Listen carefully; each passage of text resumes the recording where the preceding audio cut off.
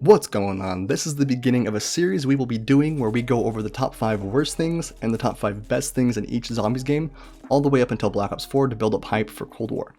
We will alternate between worst and best and work our way down to the single worst and best thing about Call of Duty World at War Zombies. To start off the list, the number 5 worst thing about Call of Duty World at War Zombies is the fact that Quick Revive doesn't actually revive you in a solo match. If you make one small mistake, the game is over, there's nothing you can do about it. You can buy Quick Revive while playing solo, it's not locked, but the only thing you'll actually be reviving is your burning hatred for World at War Zombies. Things have changed, of course, since the primitive times of World at War. You can now actually pick yourself up 3 times over the course of a game. For someone who really sucks at zombies like me, this is pretty much a godsend. The 5th best thing about Call of Duty World at War Zombies is the spare change Easter egg. This isn't in all the maps on World at War, but it is on Deriz. You can go prone and find some extra cash money flow under any perk machine. Who it is that's actually dropping their hard-earned cash at all these soda machines is anyone's guess, but for us poor folk, that extra 100 points is quite the game changer.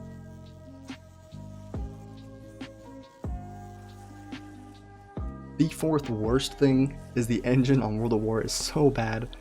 Now look, I know this game is older than dirt, but going back to this game is almost agonizing when you can't be bee-hopping and sliding around like a crackhead. There are some times where the zombies actually just kind of freeze, like they don't really know where you went. There's weird bugs that happen pretty much all the time. Some of the doors can only be bought within a small tiny window of area. The controls are really rough. It was good for what it was at the time, but nevertheless the engine is pretty trash. On another note, the one thing that was nailed in World at War was the sound design. For what the movement, controls, and graphics lacked, the sound compensated. Everything from knifing zombies, scraping against things around the map, spinning the box, even body slamming the perk machines sounded really good in World at War. Every Zombies game since has had great sound as well, but World at War really introduced this, and honestly it's one of the best things about World at War Zombies. The 3rd worst thing is the guns are just terrible. Even some of the more expensive guns on these maps are just utterly vile. Take the bar for example. Expensive? Yes. Trash? Also yes. Scoped Kar 98K unlocked? Expensive? Yes. Trash? Yes, but with a scope. It felt like after round 15 or so, no matter what gun you got from the box or the wall could really hold its own, and it's really rough. That's pretty much the only reason the ray gun was even acceptable or good in World at War. It was just because all the other guns were pretty much trash, and your only hopes of actually surviving to round 20, 30, and 40 is pretty much the ray gun. For our number 3 best spot, we gotta give World at War a little love for creating zombies in the first place. The game mode was amazing and tons of fun, and when Shinonuma came out is when I first picked up zombies actually. Obviously it started something great, introduced the core mechanics, added the Perka-Colas and Varuk that have been a core staple of the gameplay since, added the Pack-a-Punch and Deriz, teleporters, power-ups, the box, you name it. Most of the main mechanics in zombies came from this ancient relic of a game, and we just gotta give it up for World at War.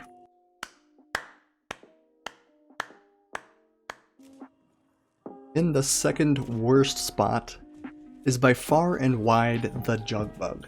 In World at War, if you accidentally zap yourself with the Wunderwaffe while you have Jug, it basically negates your Jug and you practically have no health.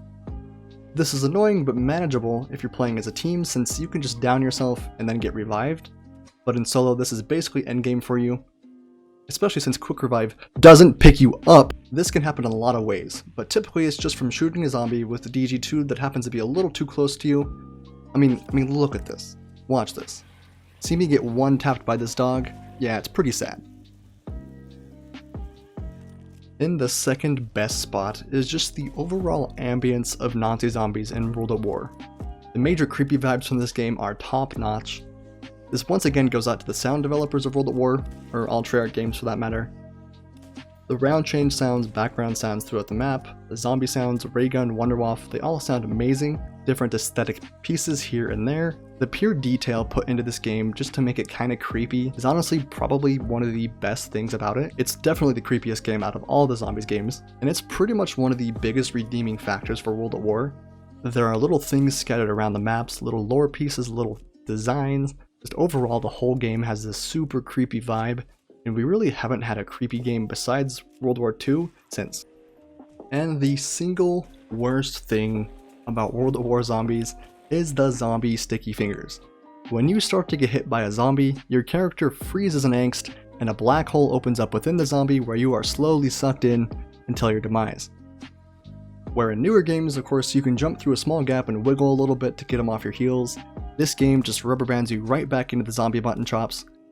It can be really aggravating when you just go to knife the last zombie on the round and then you die just because you couldn't back up after knifing it. And to wrap it up, the single best thing about World at War Zombies is the mod support. I love the Treyarch maps as much as the next guy, but modded maps really are a whole new level. It adds so much to the game when there are hundreds more maps. You can play each weirder and more outlandish than the last. I'm really looking at the cheese map here. World at War lived well past its due date just because it had mod support. World at War was the only game to actually have modded map support up until Black Ops 3, where now, of course, World at War has simmered out a little bit. It's not very popular because of Black Ops 3. But that took 6 years. That is about 7 times longer than the typical lifespan of a COD game, considering most COD games really only last about 8 months or so before people get sick of them. Black Ops 3 is still chugging along due to mod support, and it really made for a lot of fun moments in World at War Zombies. I really hope Call of Duty Cold War brings back modding, but I really doubt that it will actually come back, just because Black Ops 3 is so fresh still. Maybe I'm wrong, maybe there have been leaks indicating otherwise that I might have missed, but we can cross our fingers. Anyway, that wraps up the video. Thanks for watching. Of course, if you liked the video, go ahead and leave a like and a comment down below. Don't forget to subscribe for the next video in the series regarding Black Ops 1, and I'll see you next time.